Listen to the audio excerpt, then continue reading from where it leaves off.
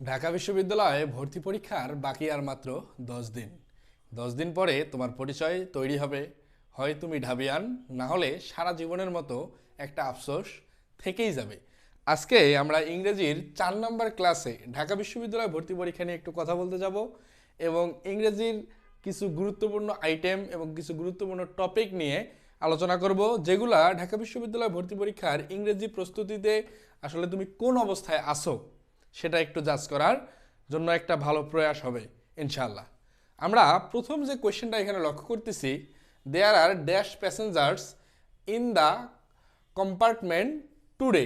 এখানে যে মেইন ফ্যাক্টরটা হচ্ছে ঢাকা বিশ্ববিদ্যালয় ভর্তি পরীক্ষার ক্ষেত্রে ইংরেজি অংশে নর্মালি পোলাপাইন বেশি ফেল করে। মোস্ট অফ দ্য টাইম তারা আসলে ভালো প্রশ্ন অ্যানালাইসিস করতে পারে না। এই প্রশ্নটা আমরা একটু লক্ষ্য করি। এখানে আছে দেয়ার আর ড্যাশ প্যাসেঞ্জার্স।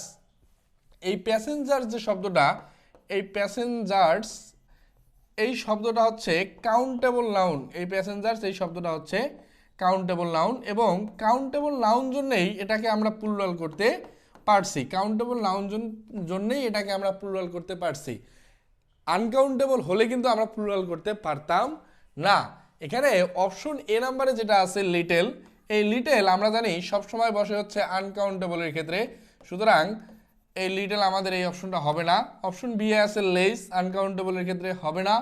লিস্ট, তিনটাই কিন্তু ভাই একটা জিনিস লক্ষ্য করো, তোমরা যদি একটু মনোযোগ সহকারে প্রশ্নগুলো দেখো, এগুলো কিন্তু ঢাকা বিশ্ববিদ্যালয় সহ বিভিন্ন প্রতিযোগিতামূলক পরীক্ষা আসা প্রশ্ন।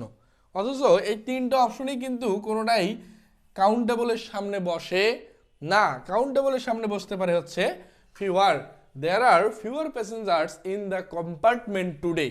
এই জাতীয় প্রশ্ন আসলে কি পারা যাবে না? ইনশাল্লাহ পারা যাবে। জাস্ট লাস্ট কয়েকটা দিন একটু গুছিয়ে পড়তে হবে, একটু স্পেসিফিক টপিক নিয়ে আলোচনা করতে হবে। পরবর্তী প্রশ্নটা লক্ষ্য করি, I need some dash advice. এইখানে আমাদের এখানে যে বিষয়টা ছিল আসলে সাম, আর অ্যাডভাইসের ক্ষেত্রে যে মেইন ডিফারেন্সটা ADVIC, এই অ্যাডভাইস হচ্ছে নাউন, আর ADVIAC এই অ্যাডভাইস হচ্ছে ভার্ব। এই অ্যাডভাইস হচ্ছে ভার্ব। যেহেতু এইখানে আছে কি অবস্থা ভাইয়া, এইখানে আছে হচ্ছে সাম, এইখানে কিন্তু তোমার লাগবে হচ্ছে ADVICE।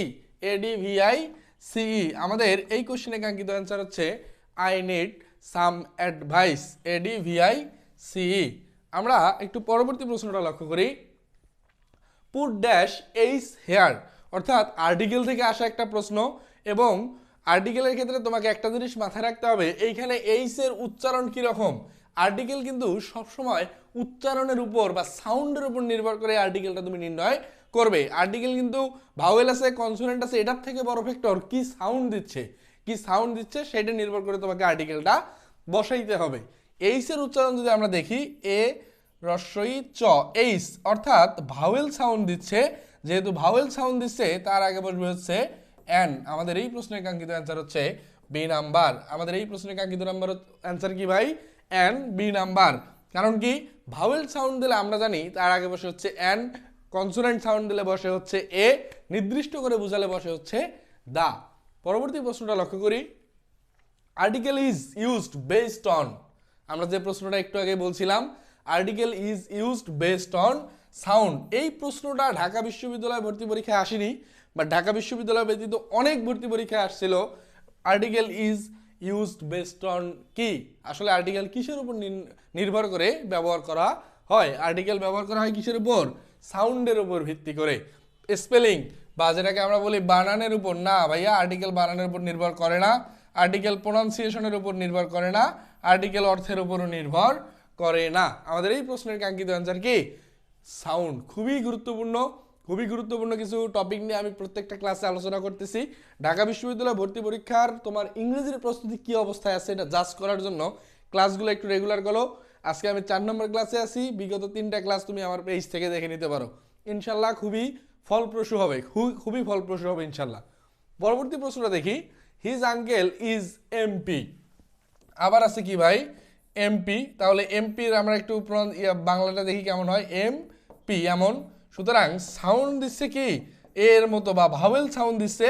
যদি ভাওয়েল সাউন্ড দিয়ে থাকে তাহলে তার সামনে বসবে হচ্ছে an. His uncle is an MP. কোন অপশনে আছে? Option B. যেহেতু আমার সাউন্ডের উপর নির্ভর করে তোমার আর্টিকেল ব্যবহার করতে হবে, তাহলে ভাওয়েল সাউন্ড দিছে, সুতরাং বসবে হচ্ছে এন। পরবর্তী প্রশ্নটা দেখো, the adjective form of the word home. এই হোম শব্দের অ্যাজেক্টিভ ফর্ম কোনটা সেটা আমাদেরকে বের করতে হবে। এই হোম এমন একটা শব্দ, হোম HOME, হোম হচ্ছে একটা নাউন, হোম হচ্ছে একটা নাউন। আমরা একটা জিনিস মাথায় রাখবা, নাউনের সাথে যখন এলওয়াই যুক্ত হয় তখন সেটা হয়ে যায় অ্যাজেক্টিভ। নাউনের সাথে এলওয়াই যুক্ত হলে সেটা হয়ে যায় হচ্ছে অ্যাজেক্টিভ। আর অ্যাজেক্টিভের সাথে এলওয়াই যুক্ত হলে, অ্যাজেক্টিভের সাথে এলওয়াই যুক্ত হলে হয়ে যায় হচ্ছে অ্যাডভার্ব। সুতরাং এই হোম শব্দটা নাউন, নাউনের সাথে এলওয়াই যুক্ত করতে হবে, তাহলে অ্যাজেক্টিভ বানানোর ক্ষেত্রে হোমলি এই শব্দটাই হচ্ছে একটা অ্যাজেক্টিভ। দ্য ওয়ার্ড হোমের অ্যাজেক্টিভ হচ্ছে হোমলি। আমরা কারেক্ট অ্যান্সার পেয়ে গেলাম সি নাম্বার। এলওয়াই থাকলে সবসময় অ্যাডভার্ব হবে, এই চিন্তা চেতনা থেকে বের হয়ে আসতে হবে। পরবর্তী প্রশ্নটা লিখি, I have no objection to walking. এইখানে ওয়াকিং শব্দটা কি অবস্থায় আছে সেটা নির্ণয় করতে বলছে। আছে পাস্ট পার্টিসিপল অপশনে, আছে জিরান্ড, আছে ইনফিনিটিভ, আছে হচ্ছে প্রেজেন্ট কন্টিনিউয়াস। প্রেজেন্ট কন্টিনিউয়াস ক্ষেত্রে আমরা কি জানি, এম অথবা ইজ অথবা আর, এরপরে বসবে ভার্বের সাথে আইএনজি, যেটা এই স্ট্রাকচারে মিলতেছে না, এটা হবে না। ইনফিনিটিভ হচ্ছে টু প্লাস ভার্বের বেস ফ্রম, যেটাও টু এর পরে ভার্বের বেস ফ্রম নাই, আইএনজি যুক্ত আছে, কেটে দেই। পাস্ট পার্টিসিপল, পাস্ট পার্টিসিপল হচ্ছে ভার্বের পাস্ট পার্টিসিপল ফর্ম তো অবশ্যই লাগবে, যেটা এই ওয়াকিংয়ে নাই।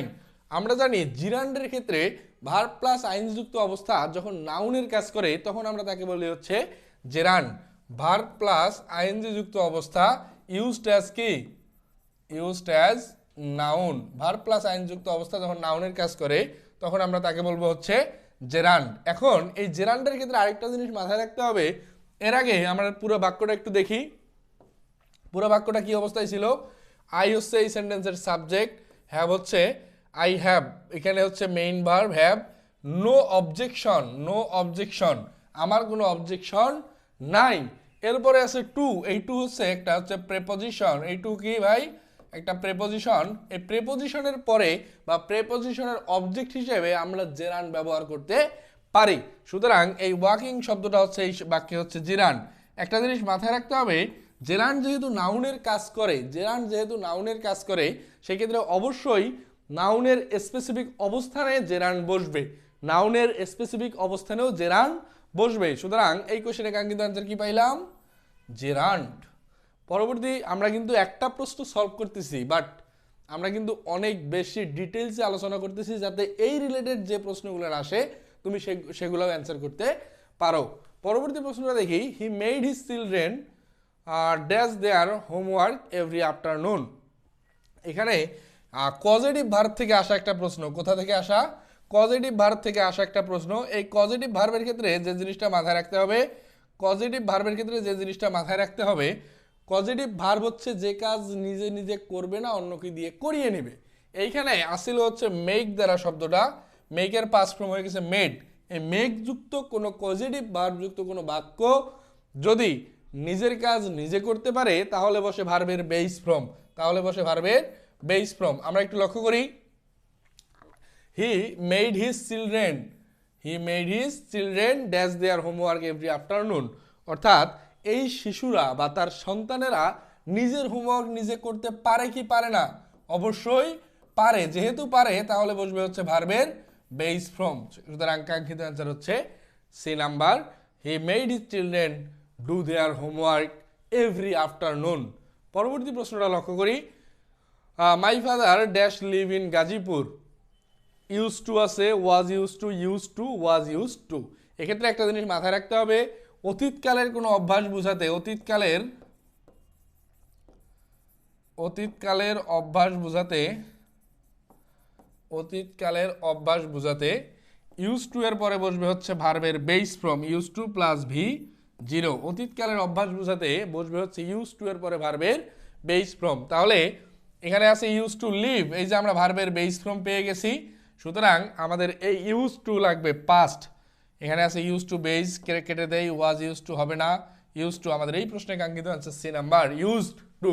মাই father use to live in Gazipur অতীতকালের কোনো অভ্যাস বোঝাতে ব্যবহার করব কি ইউজ টু প্লাস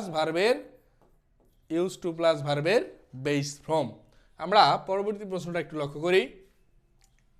আমাদের উদ্দেশ্যে আজকে আর কোনো প্রশ্ন নাই। ঢাকা বিশ্ববিদ্যালয়ে ভর্তি পরীক্ষার জন্য নিয়মিত ইংরেজি আয়োজন নিয়ে আমি হাজির হচ্ছি এবং তোমরা একটা জিনিস লক্ষ্য করবে, প্রতি বছর 70 থেকে 80% শিক্ষার্থী আসলে ইংরেজিতে পাস মার্কই তুলতে পারে না। সেখানে আসলে চান্স পাওয়া তো দূরের কথা, লাস্ট মোমেন্টে টু দ্য পয়েন্ট আলোচনা করো, to the point specific topic যেগুলো বিগত সালে বেশি বেশি আসছে এগুলো নিয়ে আলোচনা করো, এগুলো নিয়ে একটু রিয়েলাইজ করো এবং অ্যানালাইসিস করে পড়াশোনা করার চেষ্টা করো। ইনশাল্লাহ স্বপ্নের ঢাকা বিশ্ববিদ্যালয় নিয়ে যে তুমি আসলে স্বপ্ন দেখতেছো, একদিন এই ক্যাম্পাস আর 10 দিন পর তোমারও হতে চলছে। দেখা হবে পরবর্তী কোনো ভিডিওতে। সে পর্যন্ত সকলে ভালো থেকো, সুস্থ থেকো। আল্লাহ হাফেজ, আসসালামু আলাইকুম।